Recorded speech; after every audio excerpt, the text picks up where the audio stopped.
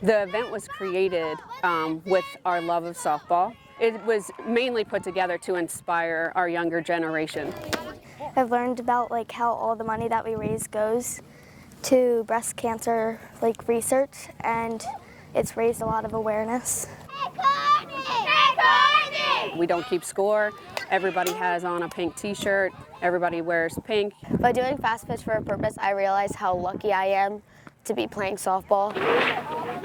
I'm here to play for the breast cancer awareness tournament because my grandmother is a survivor. It means a lot to my grandma because she gets to watch everyone play. I have not, nor has any of my family been affected by breast cancer. This is just something that I'm very passionate about, and I'm hoping that we can get the younger generation to be as passionate. We stand here and the girls have a great time, but at the end of the day, we're really making progress. There's one. Corey Jackson is a lucky boy. He can find four-leaf clovers with ease in a field of green. There's another four-leaf clover. I'm a lucky person, and I just really like looking for them because just for luck, got him. Jackson can find them in a matter of seconds. Wow, look at that, 5 leaves. And believing they are luck, This field has to be lucky. Jackson decided to send some of the good fortune to someone he says needs it. Dear Mr. Trump, my family really wants you to be president. My name is Corey Jackson, and I find four-leaf clovers all the time. And I wanted to send some to you for good luck. Along with a horseshoe, Jackson sent clovers off to the Donald. There we go. Got him. I said, may not happen, but we can give it a try. And surprisingly, a short time later, he received several calls from an unknown number. Donald Trump tried calling the first time, no answer. They called several other times, and he wanted to make sure that we reached out to Corey Jackson to thank him. In appreciation, the campaign sent him memorabilia. He could be that next president where he reached out to my son. Corey was left speechless. Just a little letter with four-leaf clovers and a horseshoe. And he got all this in return. And it just makes me feel that words are speechless.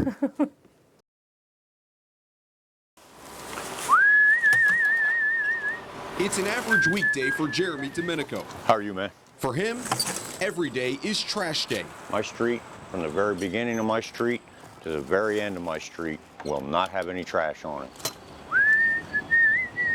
As long as Jeremy is around, go talk to the white guy at the end of the block. He'll get rid of it for you. His section of South Allison Hill in Harrisburg will be spotless. If I have the means with which to help my neighbors, that's exactly what I'm going to do. Because that's what a neighbor is supposed to do. That's how you build a neighborhood. For the last 3 years, Jeremy Domenico has been the city of Harrisburg's trash superman. He does the jobs no one else wants. At the bottom, there was rotted, food and trash debris. But there was mattresses, there was pallets, there were virtually a couch. Illegal dump sites littered throughout the city. My best day ever, I got 11,000 pounds in one day.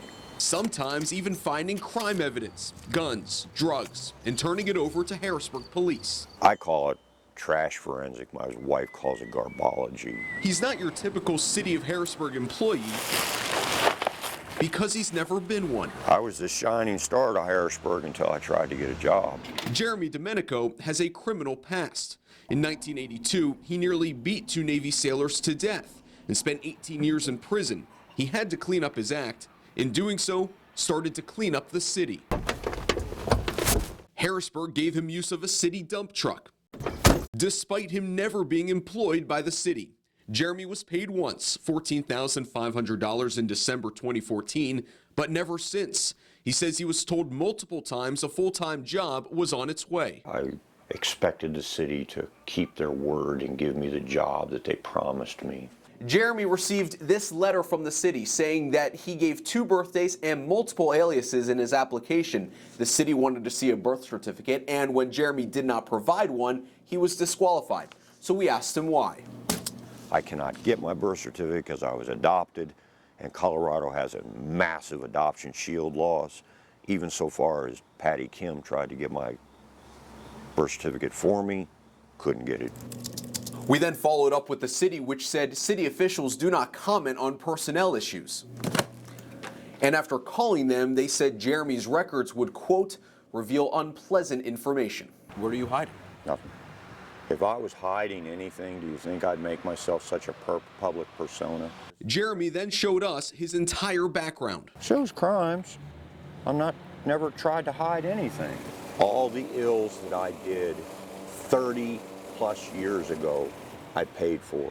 Which is why Jeremy may want a different path. It's in our interest to give folks a second and third chance. Lieutenant Governor Mike Stack wants to help. He's the chair on the Pennsylvania Board of Pardons. More people getting second chances. If they get on the path to changing their life, means fewer in prison and more with jobs. let the person's performance, their character, let those things demonstrate what kind of a person is, not their past history. Jeremy Domenico wants his record clean as much as his neighborhood. All these trash bags came out of this little teeny park today. He even has a job lined up, but as a data clerk for PennDOT. It's his first full-time job since 2013 and one he would throw away to continue his dream from home. There's an expression in South Allison Hill that when all else goes wrong, this is where you end up. A home Jeremy Domenico never wants to stop cleaning in Harrisburg. Matt Maisel, Fox 43 News. It's hard to keep up with the Ward brothers. Leisure is not the name of the game at the Fox Chase Golf Course in Ephrata. What round is this, Joe? 10. This is round number 10. The goal is to run the course as many times as the sun allows. High school golf coach and a friend, Ben Witter, used to do this years ago out here, and the Wards actually helped him as volunteers and caddies during those days, and Ben did as many as 17 rounds in a day. Patrick and Joe lost their mentor to cancer last November. From 5 a.m. on, the brothers are playing to raise money for the DJD Foundation, an organization that helps families with the cost of treatment. We received pledge of anywhere from $0.25 up to $1 per hole. It was 2000 when they first thought of the idea, probably not even 2 months ago. Looks like they could raise between $6,000 and $8,000 today. The brothers don't even wait until their cart comes to a stop. After 12 hours in, what keeps them on the move? Him. As evidenced by that, that's him. Joe was diagnosed 18 months ago. He's doing very well. He remains very active, as you can see today by how much golf he's doing, but he's also an avid runner. And they're running at a rate of about 18 holes an hour. 18 holes for a normal golfer would be at least 4 to 4.5 hours, if not longer. And with that, round 10. It's on to round 11 before the sun sets. In East Cocalico Township, Lancaster County, Rebecca Nyer, Fox 43 News.